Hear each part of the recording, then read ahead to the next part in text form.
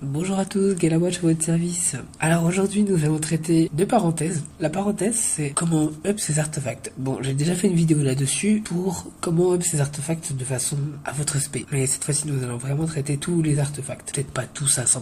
Mais la deuxième chose, c'est très importante, ça va être l'aspect AFK. Parce qu'elle est souvent utilisée, sacrifiée, tout ça. Très gros point de vue là-dessus. Pour vous, pour moi, pour tout le monde. Nous allons commencer d'ailleurs par l'aspect rôdeur, l'aspect AFK, offline, déco. Jamais connecté, parce qu'elle est super importante. En fait, ce qu'il faut savoir, c'est que avec cette spé là, vous pouvez vraiment avancer sans être connecté. Que vous soyez stratège cherché, chevalier, tout ça. Après, ce qu'il faut savoir, c'est vraiment une spé distincte, mais secondaire. Elle reste vraiment très secondaire. On peut pas l'utiliser en spé primaire. J'ai déjà essayé, ça marche un moment, mais que je peux vous promettre que quand vous jouez à un tournoi, vous ne faites plus rien. En fait, c'est vraiment une spé faut utiliser au minimum comme là. Par exemple, vous mettez juste un point ici, ça suffit. Ou alors, si vous avez besoin du vaisseau fantôme, du voile du crépuscule ou de l'assassin d'exemple, l'idéal c'est de monter sa marche silencieuse. Voilà, moi j'ai monté l'argent pour parce que j'arrive à jouer maintenant très souvent connecté, donc ça ne vaut même plus le coup. J'utilise ça en fait. Voilà, et je l'ai monté juste pour l'avoir, pour pas si un jour je suis pas là. Voilà, c'est vite fait. Ça monte de 100 mondes dans la nuit.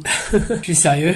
Dans je crois qu'en 5 heures ça monte dans 2000 au grand maximum. Et donc je voulais qu'on voie ensemble comment il faut faire pour vraiment jouer l'aspect rôdeur à fond. C'est-à-dire pour ceux qui ne peuvent vraiment pas jouer, que même pour les tournois c'est pas évident pour eux, parce que je peux vous promettre que moi j'ai déjà joué cette spé à fond à l'époque, quand elle était pas autant up que maintenant. À la 2.2 elle était beaucoup moins bien. La marche lanceuse ne marchait pas comme ça, ça marchait vraiment au pourcentage. Je l'avais vraiment monté à fond et en fait ça donne quelque chose, bon maintenant grâce aux nouveautés, ça donne quelque chose de très efficace. Si vous montez la marche silencieuse à fond, ça va vous mettre 1000 fois vos dégâts. Multiplié par ça, bon ils disent que c'est un pourcentage, mais si on retire les 100 points du pourcentage, ça représente 7500 fois. Donc que ce soit vaisseau fantôme, clone et tout ça, d'accord. Si vous voulez vraiment jouer à fond dans le déconnecté, parce que vous pouvez pas vous connecter, vous avez à peine le temps de toucher à vos monstres et tout ça, ou même pour la nuit, l'idéal c'est de monter la marche silencieuse au maximum. C'est vraiment la première chose à monter, c'est faut la monter absolument, c'est la première fois, montez pas chercher plus loin. Ça vous coûtera 34 points, additionné de un des trois ici présents, celui que vous avez le plus besoin. Donc si vous jouez chevalier, il faut la mascotte, si vous jouez stratège, il faut le bateau, si vous jouez sorcier, il faut le clone. Alors ce qu'il faut savoir, c'est que pour les deux joueurs débutants, si vous pouvez avoir un maximum de points, tout ça, le seul conseil que je peux vous donner, c'est que si vous commencez,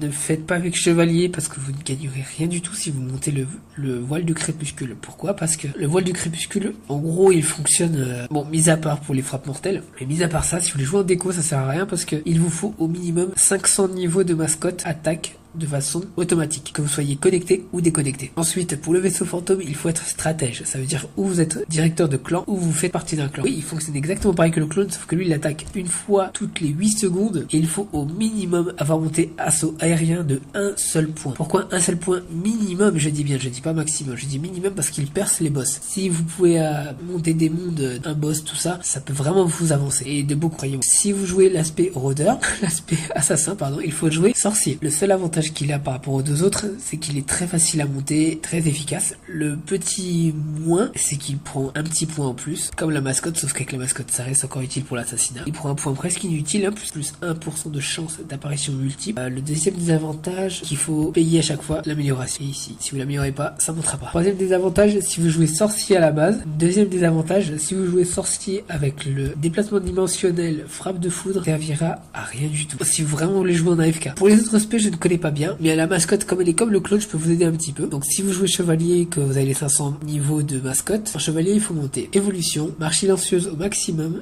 voile du crépuscule au maximum, et vous devez faire attention entre frappe tranchante et évolution, parce que c'est généralement plus efficace que évolution. Donc comparez bien vos points, comparez bien le coût, comparez bien la différence aussi de dégâts, parce que ça joue vraiment de pas grand chose, mais en multiplicateur ça reste énorme. Ça va vous faire aussi avancer de quelques boss, de quelques reliques et de quelques frics. Bon, stratège, je ne sais pas si c'est que sur les dégâts touchés, donc à la limite, bon après ça j'ai pas de source sûre, mais je pense que c'est hors chevaleresque et bravo du chevalier quand vous êtes déco. C'est pas sûr, hein, j'ai pas essayé. Clone, pareil, vengeance fantôme, dégâts critiques. Croyez-moi, j'ai fait des tests avec 12 points frappe tranchante et 11 points vengeance fantôme, on a plus de dégâts que vengeance fantôme au niveau 13. Nous avons vu quand vous êtes Paco, maintenant nous allons revoir pour les artefacts. Donc comme j'avais expliqué sur une ancienne vidéo, pour une suite, une fois que vous avez obtenu vos artefacts principaux montés à chaque prestige, donc voilà, là j'ai monté un prestige, tout mis dans le livre des ombres. Pourquoi? Parce que plus efficace pour l'instant, j'ai le monter de 200 ou 300 fois, c'est pas négligeable, donc je me le permets. Quand ce sera up à moins de 100, je commencerai à monter le reste. Une fois que vous avez les artefacts principaux, il faut commencer à monter les autres artefacts qui vous servent à rien. À chaque prestige, vous montez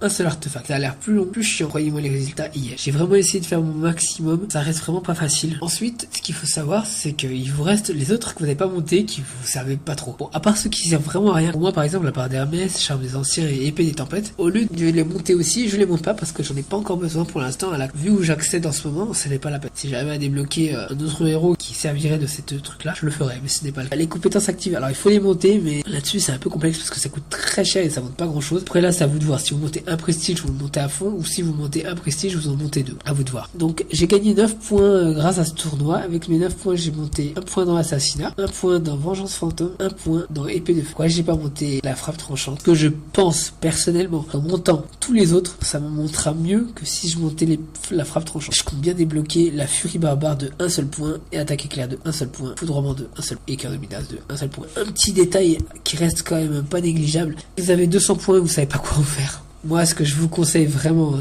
c'est de monter vraiment de partout. C'est de mettre vraiment un point partout. Là, je le fais plus parce que j'ai assez de points pour monter vraiment l'aspect que j'aime. Faut savoir que le déplacement dimensionnel m'augmente absolument tout. Je vais vous faire un petit exemple. Voilà les résultats que j'ai. On a que du B. Et maintenant, on passe tout en T. En fait, ça augmente de fois 2200. Bon, et bien voilà, j'espère que cette vidéo vous aura plu. N'hésitez pas à laisser un commentaire, me dire ce que vous en pensez de mes vidéos. Et surtout, si je peux vous donner des conseils, si vous avez une idée de ce que je peux vous présenter sur le jeu, tout ça, ce sera avec plaisir que je le partagerai avec vous. Bah écoutez, je vous souhaite une très bonne soirée à tous et bonne année 2018, encore une fois. Bye bye.